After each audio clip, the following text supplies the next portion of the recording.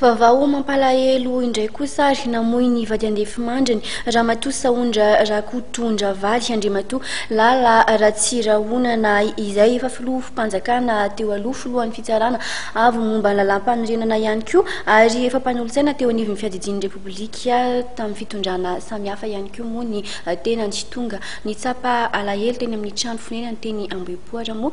ny gouvernemanta ny sy minisitra vitivitsy izay nitarihan'ny Docteur Akolo Roger.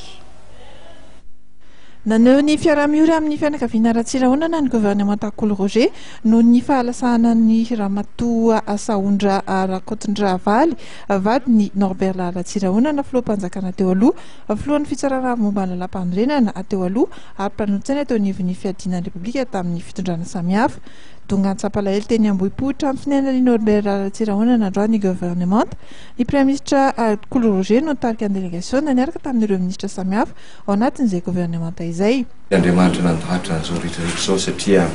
nataontsika olombelona tokoa ny alanenina fa izy ny tokony teny farany. Izao ny lahatra izao ny anjara izy mianakavy ka mirary finoanana feno ho anareo izay tokoy. Rakankeny eny ny fahorina ankehitriny ka ombay mitsipona na ombay mitady fa na intelo misandratra aza ny avoko ary intelo tsinana ny alamady ny fity aza atao lany fa ny fandimbiasa fity izany fitiavany izany no hitododonareo raha aman-dreny eto amin'ny firenena midodododo manoloana an'izao fahoriana miantraka iombonana ankehitriny izao fantatra tokoa ny vitsatry ny fisarahana an-tany kanefa Jehova no milala ny hevitra izay iveriny antsika.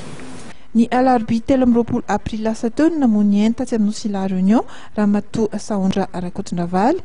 17 taona izao nindosiny fahafatisana izao ny vata mangatsiaka ny izay hiala ao Ambohipoara ampizao-tandro ary atao veloma farany eo amin'ny fiangonana FJK Mesotro Fitiavana mialohan'ny ametrahana azy any amin'ny fasandrazany any Ambatolampy tsy mahafotsy.